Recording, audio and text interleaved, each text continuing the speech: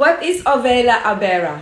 This is for stretch mark. That's why kung mayroon kang mga stretch mark sa kilikili, sa tiyan, sa puwet, sa singit, dye, at saka sa likod ng hita mo, gumamit ka nito. In just 4 weeks, makita mo talaga yung lighting ng yung mga stretch mark. Lalo na yung may pula na stretch mark, nakakala mo mga ringworm sa tiyan mo, at saka sa puwet mo. Dahil subukan mo tong Ovela Abera na kung saan from Europe po siya. And of course, magtatanong kayo, ano bang content ni Ovela Abera na pang cream na kung saan pang stretch mark? Okay, sasabihin ko sa iyo. Mayroon siyang sunflower seed oil. Maganda yan.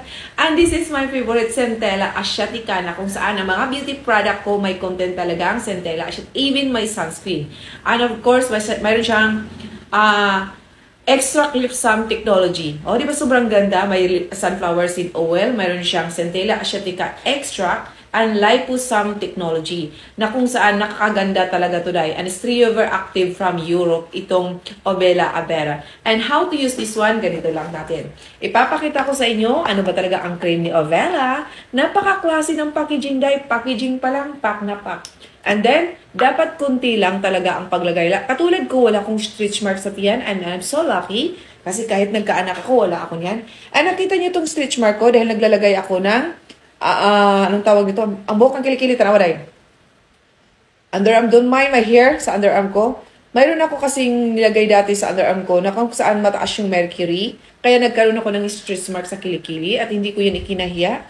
Iyan yung mga part na mayroon talaga akong stretch mark. And of course, wala sa tiyan. Sa tiyan, flawless ako dahil. Count me in, no?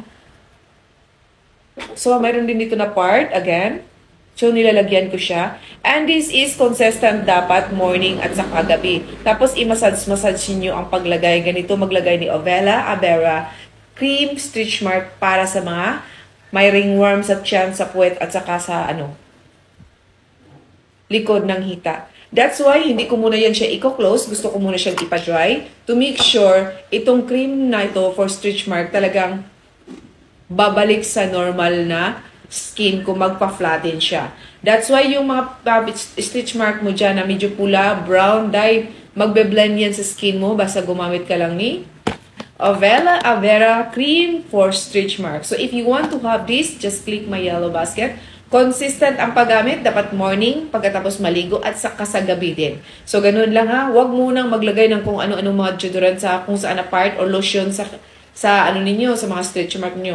Unahin niyo muna tong Ovela Abera na cream para siya po ang mangunguna sa balat ninyo.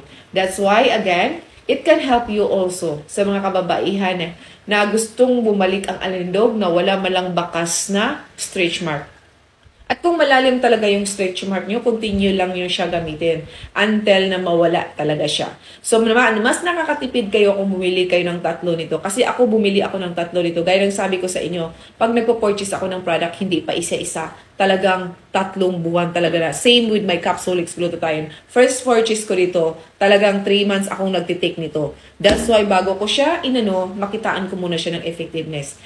At gusto niyo kong maging kasama sa journey ko, I just start using this and see you after weeks.